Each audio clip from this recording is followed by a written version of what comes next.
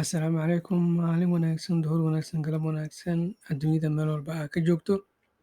Waxaan ku eegi doonaa chartka Bitcoin ayaan ku eegi doonaa iyo halka xaaladiisa ay marayso.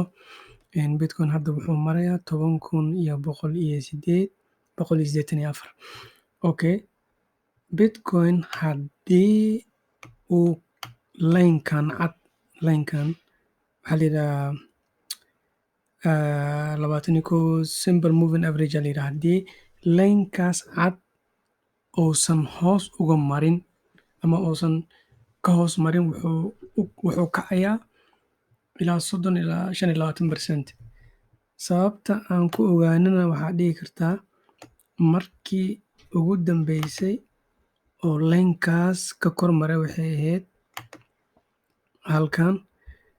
Markaan aragno wuxuu dhaqaaqay 38%, 17 cashay ku qaadatay. Hadda haddii Bitcoin uusan ka hoos marin laynkaas haddii uusan ka hoos marin laynkaas, Bitcoin wuxuu ka tillaabsanayaa 11,000 ilaa 11,900. Laynkaas haddii uusan ka hoos marin. Laynkaas cadka waa kaasa, waa laynkan cadka ah. Adiga 28% ayuu kor u kacayaa 15 maalmood gudahooda haddii uusan ka hoos marin laynkaas. Mar walba oo laynkan ka kor maro 30% ayuu kor u kacaa. Mar walba oo muddo isku dhow ka kor mara laynkaas aad ayuu u kacaa. Marka caawana hal mar keliya ayuu wuxuu dhaqaaqay. Mar qura ayuu wuxuu dhaqaaqay 8% 8 ilaa 9%. Ilaa berri haddii uu ka kor maro 10,500 haddii uu ka kor maro ama uu dhaafaba, waxay u badan tahay inuusan soo taabto 11,000 ilaa 12,000 11,900 boqolkiiba boqol way u badan. Sababtoo ah waxaan tixi raacaynaa taariikhdii hore iyo wixii hore uu sameeyey keliya. Marka laynkaas ayaana ugu muhiimsan oo kuu sheegayo mar walba xaaladda sida ay tahay. Hadda markaan meeshan fiirino markuu dhaafay 15% uu kacay 6 maalin gudaheeda 15%. Okay. Haddana laynkaas markuu dhaafo laynka soo qabanayna 15% kale u kacay.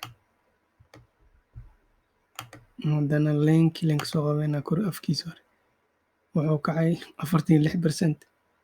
11 maalin ku qaadatay. Markuu dhacana markuu laynkaas ka hoos marana ogaada wuxuu hoos u dhacayaa almost 24 si fiican hoos ugu dhacayaa. Insha Allah waxaan rajeynaynaa inaad ka faa'iidaysatiin. Suuqyada kalentana waa iska okay, wax ma lahan. Forex insha Allah isna markale aad u sharixi doonaa oo waa ka shaqaystaa laakiin waxaan raadinayaa qaab fudud oo dadka ay u fahmi karaan ama ay u fududaa. Sababtoo forex xoogaa wuu ka yara adag yahay. Marka wixii waxaa fiican inaad si nidaam u sharixi kartid.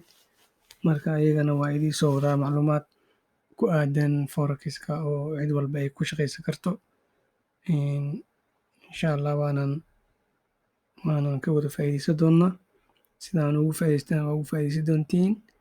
Marka insha Allah waa kaasa. Macluumaadkeena intaas ayaan kusoo koobaynaa. Assalaamu calaykum waraxmatullaahi wabarakaatuh.